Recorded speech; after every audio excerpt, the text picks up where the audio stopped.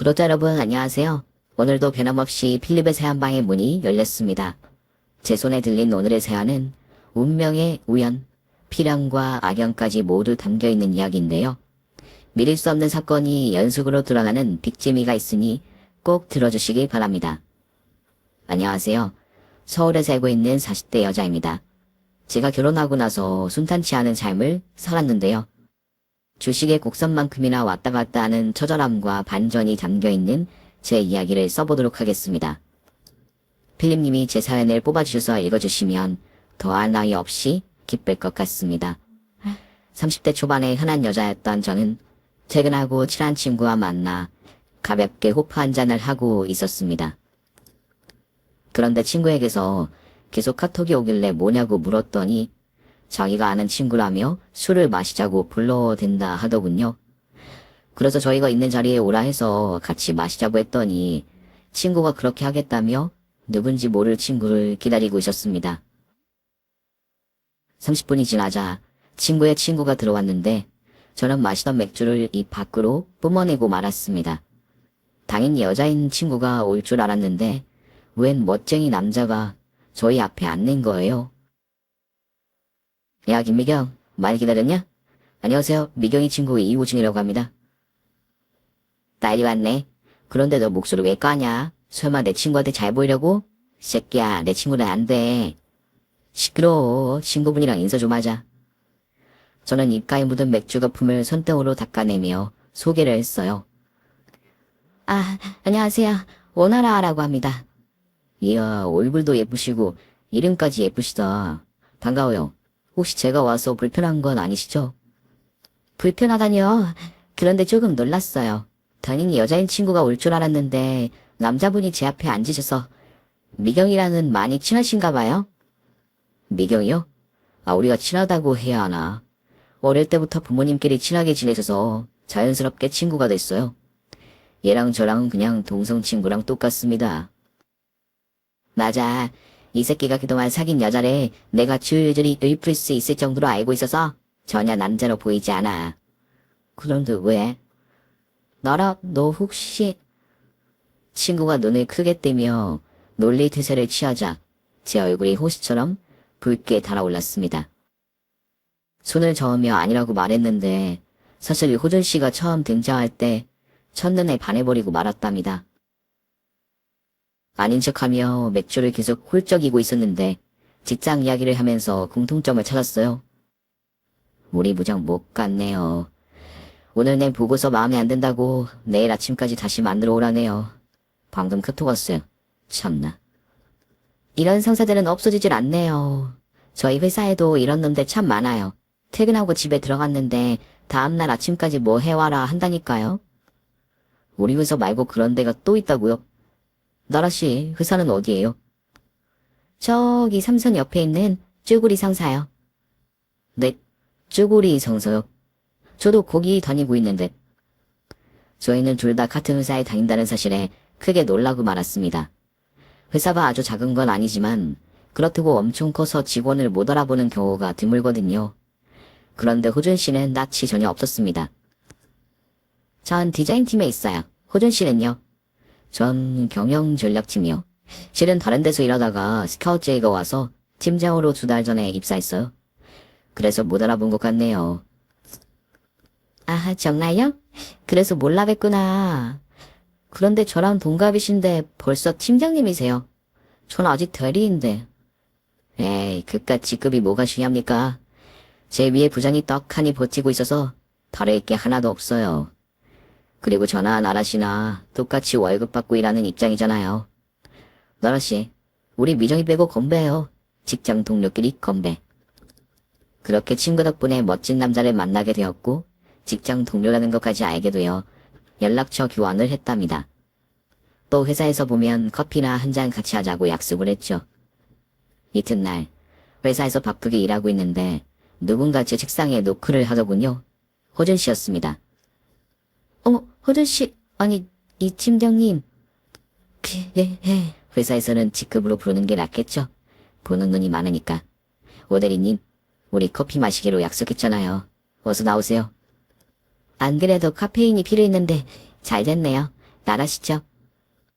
저희는 회사 1층에 있는 카페에서 아메리카노를 2잔 사서 자리에 앉았습니다. 카페 안에 음악이 흘러나오고 커피향까지 코에 들어오니 기분이 좋더군요. 무엇보다 눈앞에 호준 씨가 있어서 기분이 좋았습니다. 일은 힘들지 않으세요? 많이 피곤해 보이시는데. 쉬엄쉬엄 하세요. 힘들긴요. 맨날 하던 거라 눈 감고도 할 수 있어요. 박 팀장님한테 이야기 들었어요. 디자인에 일가견이 있으시다고 하던데요. 우와, 디자이너 오나라 씨. 나중에 샤넬 같은 회사 차리는 거 아니에요? 샤넬이요? 그런 날은 영원히 오지 않습니다. 대신 비슷한 꿈을 가지곤 있어요. 저도 가방이나 옷 디자인을 조금 하다가 이 회사로 왔거든요. 나중에 명품은 아니어도 제가 디자인한 가방은 꼭 만들고 싶어요. 저는 하지 않아도 될 말을 시시콜콜 떠들었습니다. 호준 씨에게 잘 보이고 싶은 마음이 컸는지 저도 모르게 뻔뻔해지더라고요. 여하튼 저희는 커피 한 잔을 같이 하며 어젯밤 술을 마셨을 때보다 더 친해졌습니다. 그런데 더 뻔뻔하게 호준 씨에게 마음이 있다는 말을 하지 못하겠더라고요. 아무래도 한 직장에서 일하고 있으니 잘 되지 못하면 얼굴 보는 게 부끄럽기도 하고 소문이 나면 개망신이라 큰일이잖아요. 그래서 반했다니 관심이 있다느니 하는 말은 목구멍으로 꾹꾹 눌러 삼켜버렸습니다. 좋은 동료로 지내는 것으로 만족하기로 마음을 다잡았죠. 며칠 뒤 호준 씨가 퇴근 전에 저에게 호프 한잔 하자고 하더군요.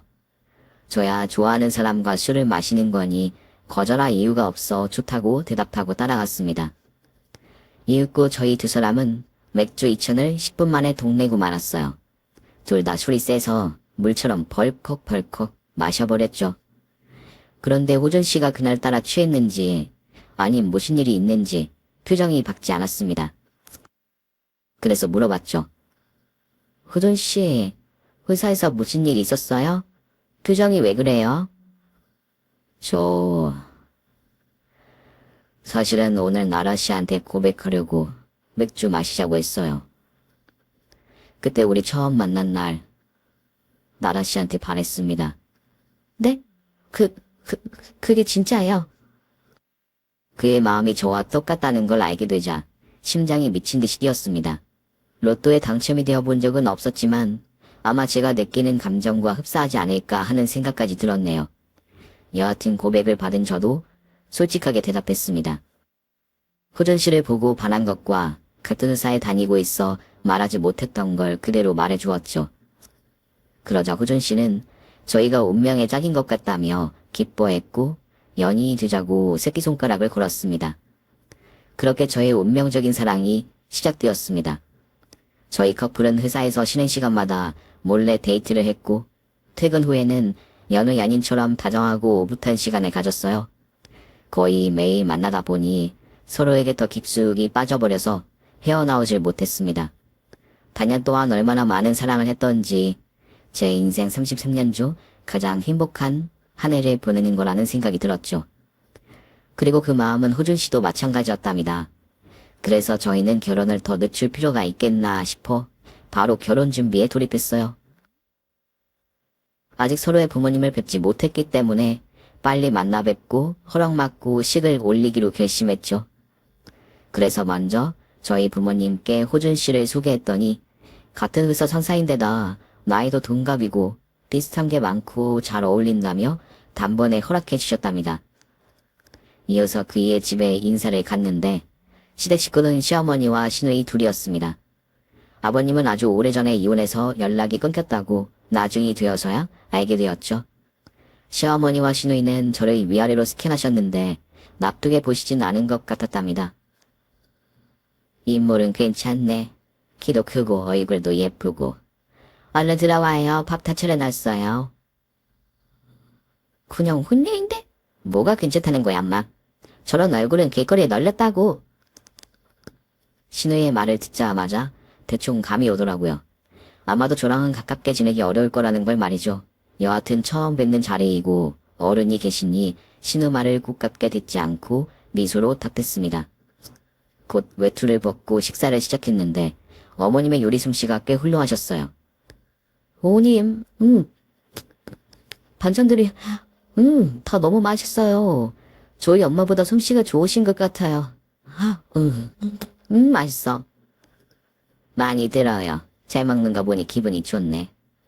어려워해야 할 자리에서 잘 더 드시네요. 누가 보면 시댁에 인사 온 게 아니라 맛집 식당에 오신 줄 알겠어요. 아, 제가 너무 눈치 없이 먹기만 했죠? 죄송해요, 아가씨. 아가씨요? 어머, 누가 들으면 우리 오빠랑 결혼한 줄 알겠어요. 신우이가 계속 제 심령을 건드리자 호전씨가 나서더군요. 인삼을 쓰고 습 소리를 내며 경고했더니 인삼을 찌푸리다가 입을 닫더군요. 사람을 한 번 봐서는 모른다지만 신우이는 보통 내기가 아닐 것 같았습니다. 그래도 시어머니가 교양도 있고 지성까지 겸비한 분 같아서 이 결혼을 하는데 큰 어려움은 없겠다 싶었습니다. 시어머니는 막 기뻐하며 승낙하신 건 아니지만 좋은 인연이 될 것 같다는 긍정의 말씀을 해주셨고 상견례는 저희 집안 스케줄에 맞춰주시겠다고 하셨습니다. 그래서 전 바로 고개 숙여 감사하다고 인사를 드렸답니다. 어머님 감사합니다. 부족하지만 좋은 며느리가 되도록 할게요. 그리고 아가씨한테도 좋은 올케가 되겠습니다. 진심으로요. 시어머니는 조용히 고개를 끄덕이고 말았는데 신우이가 무엇에 뿔이 났는지 불만스럽게 대답했습니다. 엄마, 진짜 허락한 거야? 헐, 대박. 한 번에 오케이를 하다니 믿을 수가 없네. 이 지지배가 서연이 될 사람 앞에서 계속 까부네. 너 그렇게 틱틱대는 태도 좀 고쳐. 옆에서 듣는 내가 창피해서 고개를 못 들겠다. 내가 뭐? 할 말도 못하고 사나? 이놈의 지지배야. 넌 내일 모레 30인데 언제까지 집에서 놀기만 할 거야? 나가서 취직을 하든 알바를 하든지 해. 아니면 연애를 해서 취직이라도 가든가. 에이씨, 다른 사람 앞에서 동생을 이런 식으로 모셔도 되는 거야. 오빠가 이러면 이 여자한테 십자 노릇 할 거야. 내가 얼마나 진상인지 보여주겠다고. 뭐, 이 여자 십자 노릇? 이게 진짜 끝까지 까보네. 너 방에 들어가. 분위기 잡치는데 뭐 있다니까. 저기야, 내 동생을 신경 쓰지 마. 아, 원래 저렇게 뭐가 나 있어. 나한테도 맨날 저런다니까. 그이가 옆에서 막아준 덕에 신혜이가 삐쳐서 방으로 들어갔답니다. 그제야 속이 좀 편해지더라고요. 그리고는 시어머니와 이런저런 대화를 나누고 화기애애한 분위기로 잘 마무리하고 자리에서 일어났습니다. 고부 사이가 되어도 큰 문제 없이 잘 지낼 수 있을 거라 믿으면서 말이죠. 상견례와 결혼식을 초스피드로 하고 남편과 둘이 신혼집에서 살게 되었습니다. 더할 나위 없이 기뻤고 행복했죠. 그런데 시어머니가 저를 대하는 태도가 확 달라졌답니다. 결혼 전에 다정하고 조신하시던 모습은 어딜 가고 신의와 판박인 모습이었어요.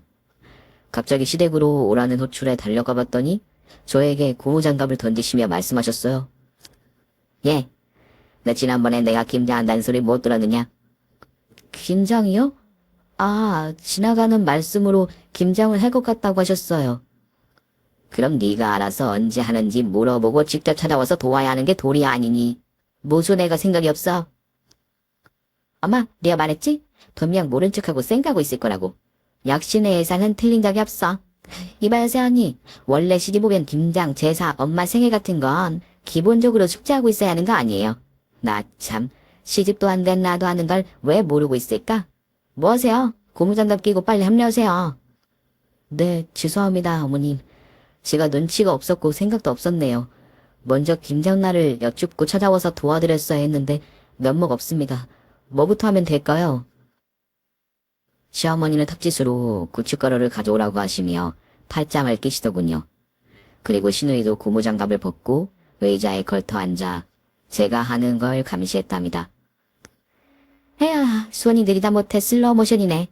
새언니, 그렇게 해서 오늘 안으로 끝내겠어요. 좀 빠릿빠릿하게 좀 움직여요. 네, 아가씨.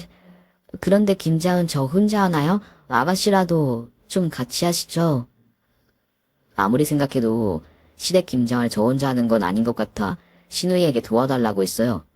그랬더니 시어머니의 눈꼬리가 하늘을 향해 올라가더군요. 너 지금 네 신우한테 뭐라고 한 거냐? 시애미 앞에서 기싸움이라도 하겠다는 거야? 너 그런 싸가지는 어디서 배워왔니? 너희 엄마 아빠가 그렇게 가르치지. 어머님 전 그냥 같이 하자고 말한 것뿐이에요. 그리고 좀 보세요. 이 많은 양을 혼자 감당하는 게 말이 안 되잖아요. 안 되는 게 어딨어. 우리 집 가온이 하면 된다라고. 무조건 해. 너 혼자 다 해. 이게 다 너 교육시키는 거야. 이렇게 힘들게 배워놔야 나중에 까먹지 않고 잘할 수 있다고. 저는 당연히 부당하다고 말씀드리고 싶었지만 괜히 시간만 더 까먹고 욕만 온팡지게 먹을 것 같아 제 앞에 있는 배추를 버무리기 시작했습니다. 오늘 하루만 스님이 되어 마음을 비우고 도를 닦는다고 생각했죠. 그렇게 명상하듯이 김장을 다 했더니 팔에 힘이 들어가지 않았어요. 다리에는 쥐가 여러 번 나서 아주 죽을 맛이었죠. 어찌저찌 해서 혼자 시댁김치를 마쳤더니 시어머니가 밥도 안 드시고 그냥 가라고 하더군요. 기분이 상하긴 하지만 어차피 신우 얼굴 보면서 밥을 먹었다간 체할 것 같아 집에 빨리 가는 게 낫겠다 판단했습니다. 그런데 그날 이후로 시어머니가 저를 부르는 날이 일주일에 두세 번은 된 것 같아요. 부른 이유는 밥하고 청소를 시키려고 그런 거죠.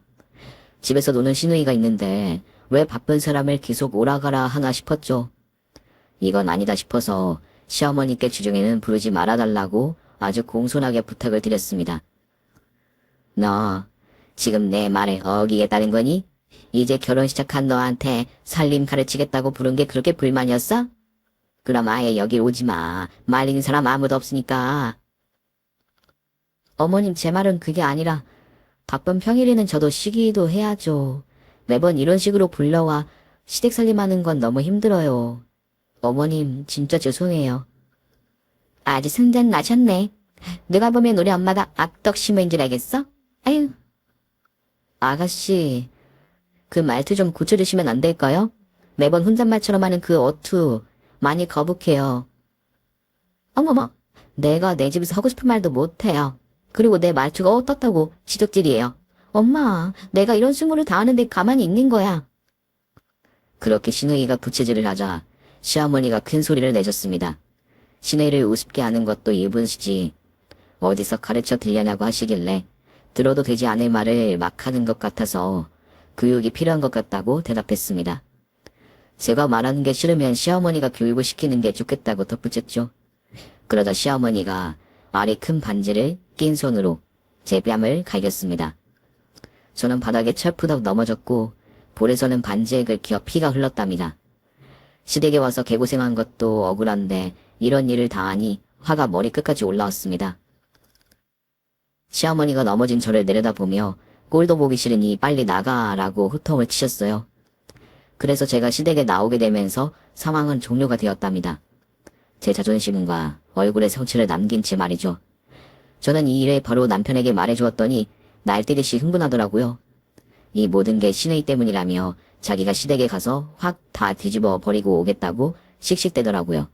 그냥 액션을 취하는 건 알았지만 일단은 남편을 말리고 조용히 말을 잘 해줘서 저를 시댁에 부르지 않는 쪽으로 해달라고 했어요. 당분간 시모니의 얼굴을 보고 싶지 않다 덧붙이면서 말이죠. 그런데 남편이 어떻게 전달을 했는지 시모녀는 쌍으로 난리를 쳤습니다.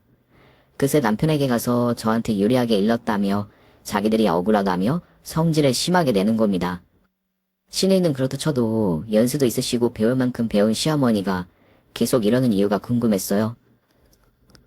처음부터 저를 싫어하고 미워했으면 이해라도 할 텐데 교양 있는 얼굴로 잘 지내자면서 이런 식으로 나오니 미칠 지경이었습니다. 그렇게 스트레스가 쌓여가며 결혼 생활을 하는데 아주 잠시 시댁에 가지 않았어요. 시모녀도 제 꼴이 보기 싫었는지 연락이 뜸해졌더라고요. 저는 남편에게 전세 계약이 끝나면 시댁과 먼 곳으로 이사하자고 말했고 그때까지만 어떻게든 참아보겠다고 했습니다.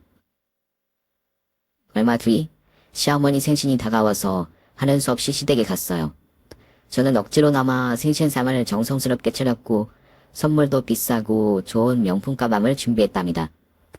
이에 시누이가 옆에서 명품도 다 같은 명품이 아니라며 제가 드린 가방은 저가의 가방이라고 헛소리를 해 또 야단이 났답니다. 또 얼마 뒤에는 남편의 외할아버지 기일이었는데 시어머니가 제사를 지내고 있다며 저를 시댁에 불렀어요. 이제부터는 제가 할 일이라며 시누이와 함께 저를 심하게 부려먹었답니다. 그래서 저는 마음속으로 참자, 전세 계약이 2년 남았으니까 그때까지만 버티면 이 두 사람을 거의 보지 않고 지내도 되니 2년만 나 죽었소 하고 참자 하면서 스님의 마음으로 지냈습니다. 그 밖에도 여러 날 저를 호출하셨는데 2번 부르시면 한 번은 가지 않았어요. 그랬더니 시어머니는 제가 더 미워졌는지 훨씬 더 막대하기 시작했습니다. 남편에게 전처럼 일러 바쳤더니 이젠 자기도 힘들다며 그냥 좋게 좋게 생각하고 대충 정답 맞춰주고 오라는데 열불이 나더라고요. 다른 집도 비슷할 거라는 말 같지 않은 변명을 하며 저더러 참든지 아예 모른 척하고 연락을 받지 말든지 둘 중에 알아서 하라는 무책임한 말을 하는 겁니다. 중간에서 힘들어 죽겠다며 제발 좀 그만 일러 바치라고 하더군요. 그 이의 말에 당연히 화가 나고 실망도 했지만 남편 입장을 생각하니 제가 너무 몰아세운 것 같아 이제부터는 그냥 버티기만 할 생각이었답니다. 며느리를 초당에 잡아야 한다는 걸 신의한테 배운 건지 책에서 배운 건지는 모르겠는데 아무튼 진상 그 자체였습니다. 이런 식으로 몇 달의 시간을 불자의 마음으로 버티고 있었는데 어느 주말에 또 호출을 하시더군요. 집에 손님들이 오신다며 그 전에 집을 치우고 식사 준비를 하라고 하셨습니다. 그동안 불임을 당해 짬이 있어서 청소와 정리는 아무것도 아니었고 요리도 귀찮긴 하지만 제법 맛있게 만들어 준비를 모두 마쳤답니다. 저는 앞치마를 벗고 손님들이 오기 전에 나가려고 했는데 손님들이 일찍 도착하는 바람에 바로 나가지 못했어요. 신의가 현관문을 열어주며 온갖 착한 척, 다정한 척을 하며 손님들과 인사를 나눴답니다. 손님들은 시어머니의 친구분들이었고 같은 아파트에 사시는 것 같았어요. 안부 인사를 나누고 거실로 들어오시길래 저도 허리를 숙이며 인사를 드렸습니다. 안녕하세요. 다들 잘 오셨어요. 차린 건 없지만 많이 드시고 즐거운 시간 보내시면 좋겠네요. 제 인사를 받은 친구분들 중 한 분이 물으셨습니다. 이 저자는 누구야? 며느리구나? 아니, 그게 말이야. 누구냐면 저희 집 가정부예요. 요즘 취직다리가 하늘의 별따기라 그런지 젊은 사람들도 가사 도우미 많이들 한다네요. 신모녀의 말에 기가 차서 말이 나오지 않더군요. 제가 얼마나 싫었으면 이렇게까지 하나 싶었습니다.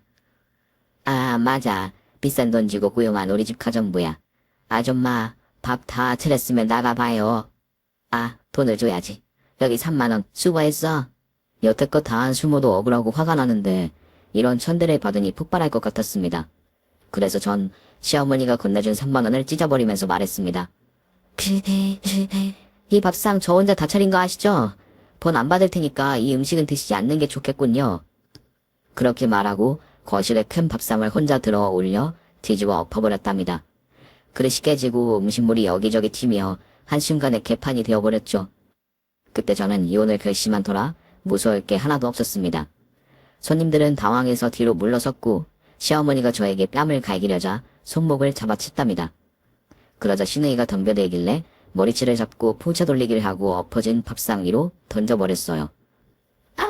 시아님 미쳤어요? 이게 뭐하는 짓이야? 너야말로 뭐하는 짓이야? 나의 가정부를 속에? 젠장. 생각해보니 그동안 내가 여기 와서 한 게 가정부가 하는 일뿐이었잖아. 야, 나 오늘부로 네 옳게 안 해. 그리고 아줌마, 당신 며느리도 반납하겠어. 알아들어. 인생 그렇게를 살지 마. 이 떡물에 쳐박고 풍차 돌려도 시원찮을 싼 것들아. 제가 분개하자 손님들은 다들 개거품을 물며 뒤로 자빠졌고 시어머니는 너무 놀랐는지 그만 바지에 오줌을 지리고 말았답니다. 저는 한 번씩 하고 비웃음을 남기고 그대로 떠나버렸습니다. 남편과 사는 집이 아닌 친정으로 말이죠. 그리고 이혼소송으로 귀와 갈라졌어요. 시댁 식구들이 저에게 행한 모욕과 갑질만으로도 충분히 이혼 사유가 되어 위자료를 원하는 만큼 받고 갈라서게 되었죠. 잘못한 건 없지만 회사를 나와 챙겨든 위자료로 다른 곳에 집을 마련했답니다. 그리고 경차도 한 대 뽑고 이직한 회사를 다니기 시작했죠. 하지만 운전이 서툰 탓에 차를 산 지 일주일 만에 저축사고를 내고 말았습니다. 제가 박은 차는 벤츠 로고가 박혀 있었고 한눈에 봐도 비싼 차라는 걸 알 수 있었죠. 죄송해요. 다친 데는 없어요? 제가 초보 운전이라 브레이크를 밟는다는 걸 엑셀을 밟고 말았네요. 정말 죄송합니다. 그렇게 사과를 하면서도 머릿속에는 벤츠 수리비가 걱정이었습니다. 외제차를 받고 나면 한동안 돈의 노예로 살아야 한다는 말을 수없이 들어와서 큰일 났구나 싶었죠. 괜찮아요. 많이 놀라셨죠? 초보시니까 사고를 내는 게 당연하죠. 저랑 근처라니까 그냥 가세요. 네? 이 비싼 차를 봐봤는데요? 여기 범퍼 찌그러진 거 안 보이세요? 그럼 연락처 하나 남겨주실래요? 제가 수리하고 연락드릴게요. 저는 그냥 가라고 할 때 후다닥 갈 걸 하는 후회가 들었지만 아무리 그래도 사고를 내고 그냥 가는 건 도리가 아닌 것 같아 차 수리비와 나중에 몸이 아프면 대인 접수를 해주겠다고 일렀습니다. 그리고 며칠 뒤 그 남자에게 전화가 왔어요. 저는 심장과 간의 위치가 바뀌는 것 같은 공포에 실려 어렵게 전화를 받았습니다. 그는 제가 있는 곳으로 오겠다며 회사 앞 카페에 왔어요. 곧 그를 만나 다시 한번 사과했어요. 진짜 죄송해요. 저 같은 것 운전을 하면 안 되는 거였는데 보상해드릴게요. 보상해달라고 온 게 아닌데. 아, 보상이 맞을 수도 있겠네요. 자, 이거 보세요. 그는 자기가 직접 종이로 만든 쿠폰 용지를 꺼냈습니다. 그리고는 상상도 못한 말을 하더군요. 여기 동그라미 보이시죠? 총 30개거든요. 여기에 그쪽이 저를 만날 때마다 스티커를 붙일 겁니다. 이게 무슨 말씀이세요? 이해하기 쉽게 말씀해 주세요. 그러니까 저랑 30번의 데이트를 해달라는 거예요. 이젠 이해가 되죠? 네? 데이트요? 저랑 왜요? 제가 그쪽한테 반해서요. 일단 오늘 만났으니까 스티커 하나 붙입시다. 이제 29개 남았어요. 차주는 곰돌이 스티커 하나를 쿠폰에 붙이더군요. 그러더니 어물쩡 밥 먹으러 가자며 저를 안내했습니다. 이게 뭔 일인가 싶다가도 벤츠 수리비를 주지 않아도 된다는 것에 안도의 한숨을 내쉬었답니다. 제가 생각해도 참 속물이었죠. 이렇게 말도 안 되는 상황이 닥쳐 데이트를 하게 되었는데 그 남자는 엄청 괜찮더라고요. 얼굴도 잘생겼고 키도 크고 몸도 좋고 외제차를 모는 사업가이기도 하고 저처럼 이혼이라는 흠도 있어서 잘해봐도 좋을 것 같더라고요. 그래서 쿠폰에 스티커가 6개 붙었을 때 그 쿠폰 용지를 찢어버렸습니다. 이미 연인이 되었으니 더는 필요 없었으니까요. 그 이와 저는 2년 동안 연애를 했어요. 사계절을 다 겪고 괜찮은 사람이면 재혼을 꿈꿔봐도 좋겠다고 생각했는데 저에겐 과분할 정도로 좋은 남자였습니다. 그래서 그가 프로포즈하는 날 기쁘게 받아주었네요. 새로운 인생을 그 이후와 시작하게 되었는데 남편은 저에게 사업을 해보는 게 어떻겠냐고 했어요. 제가 디자인 일을 하면서 오랫동안 가방과 옷과 같은 패션 쪽의 일을 하고 싶은 열망을 말했었는데 허투루 듣지 않고 꿈을 이루게 도와주겠다고 하더라고요. 초기 자본과 필요한 인력은 모두 자기가 알아서 해주겠다면서 말이죠. 정말 저에게 과분한 남자 맞죠? 꿈을 위해 도전한다는 게 믿기지도 않았지만 너무 고마워서 눈물을 자주 흘렸답니다. 그래서 남편의 제안을 받아들이고 10평 남짓한 사무실에서 가방을 디자인하기 시작했어요. 평소 명품백과 보통 브랜드 백은 삐차고 있던 터라 어떤 디자인이 인기가 있는지 잘 알고 있었죠. 그래서 소비자 입장에서 생각을 골똘히해서 여러 개의 가방을 디자인했고 남편이 연결해준 공장에 찾아가 재질과 박음질, 사이즈 등을 협의해서 제작까지 한 방에 들어갔답니다. 제품이 출시되자 예토하는 것도 남편이 알아서 다 해주었어요. 할인 매장 같은 곳에 진열하면 가치가 떨어져 보인다며 편집숍 여러 곳에 저의 가방을 진열하게 되었죠. 잘 팔릴지 의문이 들었는데 한 달 만에 100개의 가방이 완판이 되었답니다. 뿐만 아니라 예약을 거는 고객들도 엄청 많았어요. 저는 성공을 예감하고 디자이너를 몇 명 더 고용하고 남편에게 공장도 몇 군데 더 연결해달라고 했어요. 그래서 가방 디자인을 30여 개로 늘리고 제작도 10배 이상으로 했답니다. 그리고 편집숍에 가방이 들어가면 변함없이 불진하게 잘 팔렸어요. 물론 지금의 남편이 도와줬기 때문에 가능한 일이었는데 저한테도 디자인 능력이 있어 잘 된 거라 생각했습니다. 2년 동안 주말 하루만 쉬고 일만 했더니 제 가방은 수도권과 지방에 있는 편집숍에 거의 다 들어갔어요. 이제는 남편이 연결해주지 않아도 먼저 찾아주는 거래처가 날이 갈수록 늘어갔답니다. 행복한 일은 이것뿐만이 아니었어요. 저와 남편 사이에 아이가 생겼습니다. 병원에서 쌍둥이가 제 뱃속에서 자라고 있다며 축하의 말을 전하더라고요. 그 소식을 듣는 순간 얼마나 기쁘던지 웃다가 울기를 반복하며 남편과 축하 파티를 날마다 한 것 같습니다. 이듬해 아이들은 건강하게 태어나 저희 부부에게 큰 행복을 주었고 하루하루 다르게 커가는 걸 보며 신기하고 애틋한 감정이 많이 들었답니다. 그렇게 새 가정을 꾸린 지 5년이 되었고 전 남편과 헤어진 지 7년이 되던 해가 되었습니다. 남편이 밀어주는 제 가방 사업은 그야말로 초대박이 나서 전국 편집숍에서 불티나게 계속 잘 팔렸어요.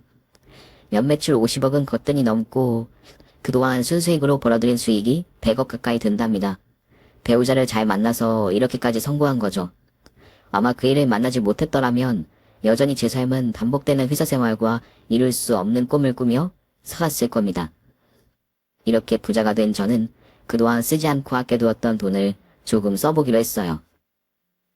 7년 동안 애지중지하게 타던 경차의 엔진이 망가져서 차를 바꾸게 되었답니다. 한 번 사는 인생 사고 싶은 걸 사보자 생각해서 눈으로만 구경하던 페라리 슈퍼카를 제품으로 가져왔어요. 2억 정도 나가는 비싼 슈퍼카였죠. 색깔도 오렌지색으로다가 엄청 튀는 걸 샀답니다. 그 슈퍼카를 타고 다니는 곳은 회사와 아이들 병원이나 유치원뿐이었지만 열심히 잘 몰고 다녔어요. 차를 산 지 한 달이 지나자 뚫린 도로에서 빨리 달려보기도 하고 뚜껑을 열고 긴 머리카락을 날려보기도 했답니다. 그러던 어느 평일 낮에 한산한 도로를 달리다 신호가 빨간불로 바뀌어 속도를 줄이며 정차했는데 뒤에 있는 승합차가 제 슈퍼카를 세게 박았습니다. 다행히 차 안에는 아이들이 없고 저 혼자 있었답니다. 교통사고를 당하면 운전자들이 목을 잡고 나오는 걸 심심치 않게 볼 수 있는데 왜 그런 줄 알겠더라고요. 승합차가 들이받으며 제 몸이 들썩이자 목에 심한 무리가 갔는지 무지막지한 통증이 밀려왔어요. 고개를 옆으로 돌리지 못할 정도였죠. 저는 뒷차 운전자가 내려 저에게 사과할 거라 생각하고 가만히 앉아 기다리고 있었습니다. 그런데 어찌된 일인지 승합차 안에 누군지 모를 사람은 끔찍도 하지 않고 있더군요. 혹시 사고를 내서 많이 놀라 움직이지 못한 상황인가 싶어 조금 더 기다렸죠. 3분 정도 기다리다 안 되겠다 싶어 제가 먼저 뒷목을 잡고 차에서 내렸습니다. 그러자 승합차 쪽의 양쪽 문과 뒷문이 열리며 세 사람이 나오더군요.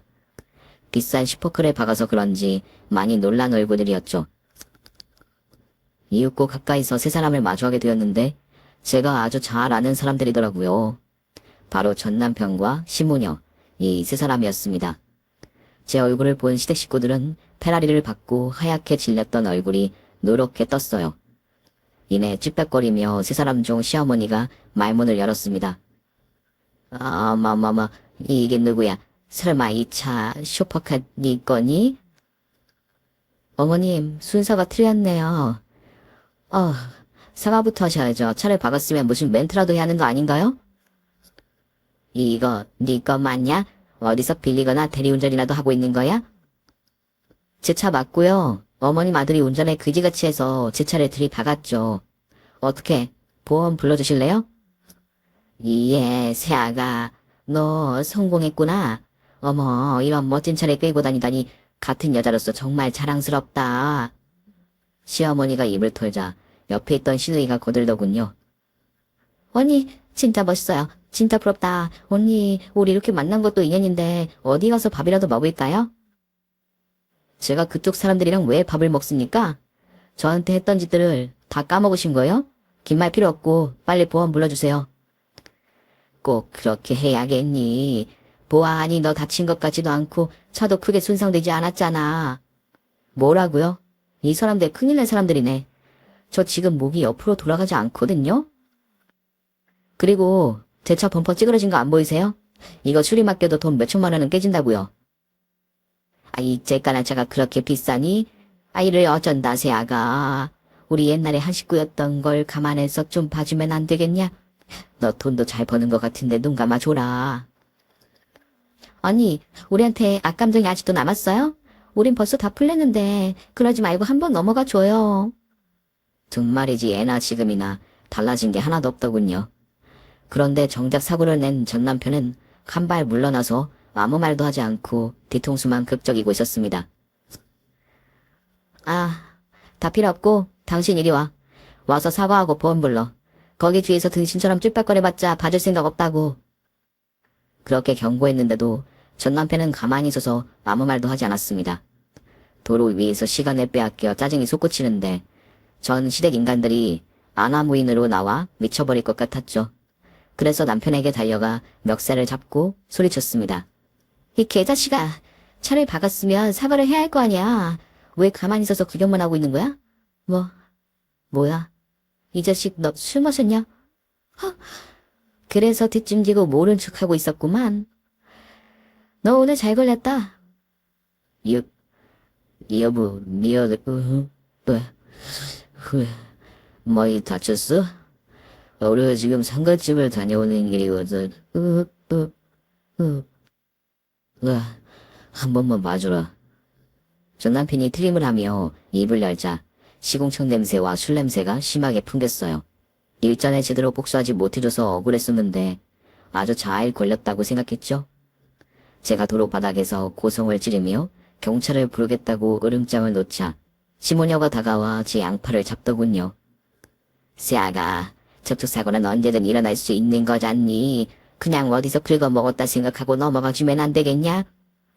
언니, 사람이 살다 보면 실수로 술 먹고 운전할 수 있잖아요. 에이, 잘 알면서 왜 그래요? 아니요. 술 먹고 운전하는 건 미친 짓이에요. 실수가 아니라 범죄라고요. 나 경찰서에 음주운전자 방조자로 신고하겠어요. 그리고 제 차 수리비 다 받아낼 거고 그동안 타야 하는 렌트비, 내 병원비 다 받아낼 겁니다. 못해도 1억은 나올 거니까 단단히 각오하시는 게 좋을 거예요. 뭐라고? 1억? 아, 무슨 접촉사고에 돈이 1억이 드느냐. 너 우리한테 사기 쳐먹으려고 작정한 거야? 옛날에 좀 사이가 안 좋았다고? 제 엄포의 시어머니가 무슨 수리비가 1억이나 드느냐며 짜증을 부렸는데 눈치가 있던 시누이가 말리더군요. 엄마, 저 차 수리비만 5천원 나올 거야. 그리고 비슷한 차량으로 렌트해도 꽤 많이 나오고 병원비에 합의금까지 합하면 대강 1억은 줘야 하는 게 맞아.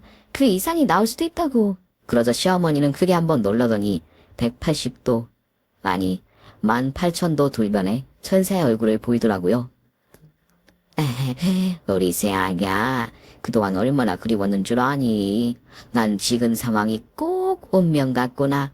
하늘이 너와 내 아들을 다시 딱 지어주려고 각자의 차를 입맞춤 시켜준 것 같아. beautiful sky.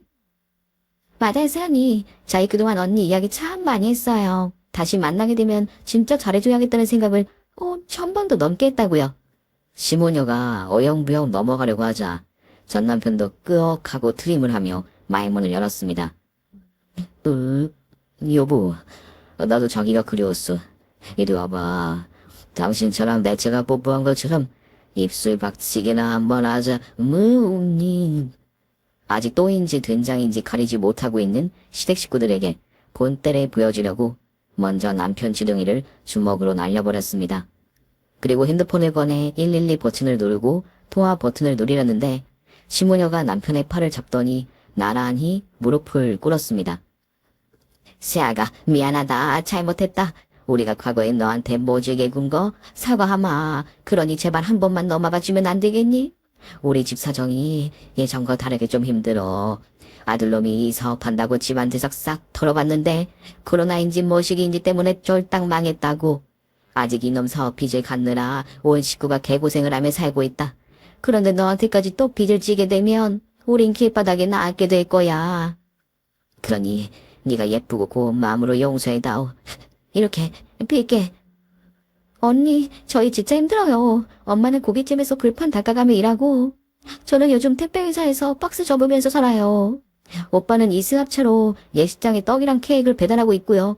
그런데 지금 경찰에 신고하면 큰 빚은 물론이고 오빠는 직장을 잃을 거라고요. 시모녀는 자기 합리화를 하며 지금의 일이 자기들 탓이 아니라고 변명했습니다.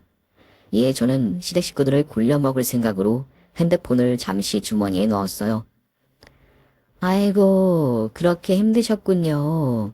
그럼 제가 선심을 쓰도록 하죠. 대신 저한테 진심으로 사과해 주셔야겠어요. 저를 심심풀이 땅콩처럼 실컷 부려먹은 것도 모자라 어머님 손님들에게 가정부라고 소개하셨었죠? 그때 제가 상처를 참 많이 받았답니다. 그래서 진심 어린 사과를 해주셨으면 해요.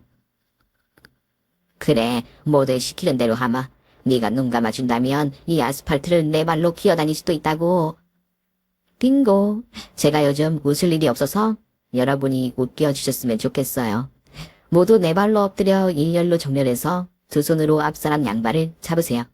그리고 발 맞춰서 기어가며 칙칙폭폭 소리를 내는 거예요. 생각만 해도 재밌겠다. 얼른 일렬로 꾸르세요.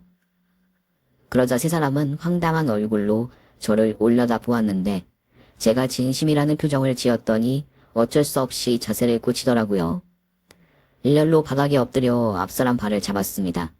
그리고 제가 자, 저기 앞에 있는 가로수 보이시죠? 저기를 찍고 돌아오세요. 그럼 모든 일이 해결될 겁니다. 하고 외쳤어요.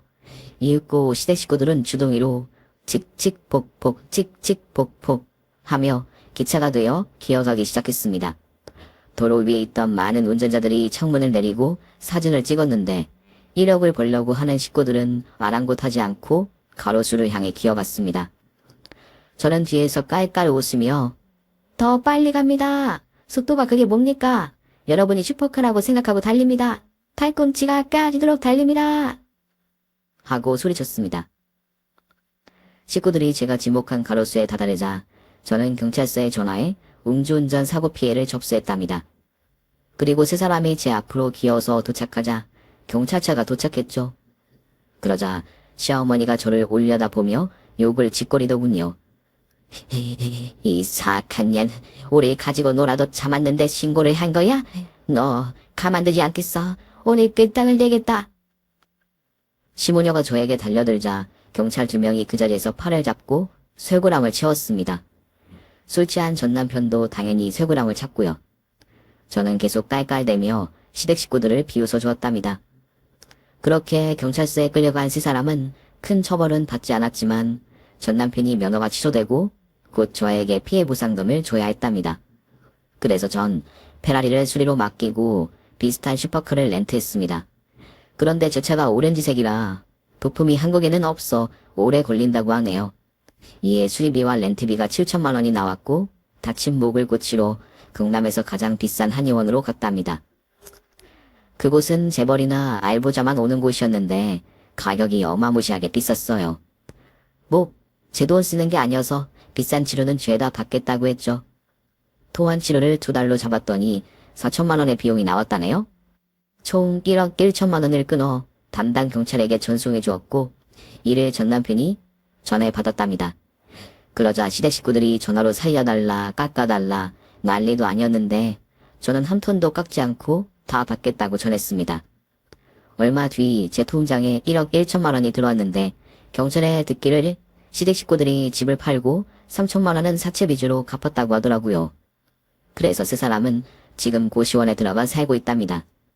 전 남편은 면허 취소가 되어 할 수 있는 일이 없어 시모녀가 벌어다주는 돈으로 고시원에서 술만 퍼마시며 지낸다네요. 조금만 지나면 이 세 사람은 더한 지옥으로 떨어질 것 같습니다. 그리고 저야 새 남편과 쌍둥이 아들딸과 무탈하게 잘 살고 있어요. 가방 사업도 잘 되고 남편 사업도 승승장구하면서 말이죠. 제 사연을 들으시고 배우자 때문에 속이 썩은 분들이 많이 웃으시고 힘을 내셨으면 좋겠네요. 그럼 이만 글을 줄이겠습니다. 오늘의 사연이 재밌으셨다면 구독과 좋아요를 꼭 눌러주세요. 저는 내일도 여러분의 배를 움켜잡을 재밌는 이야기로 찾아오겠습니다. 안녕히 계세요.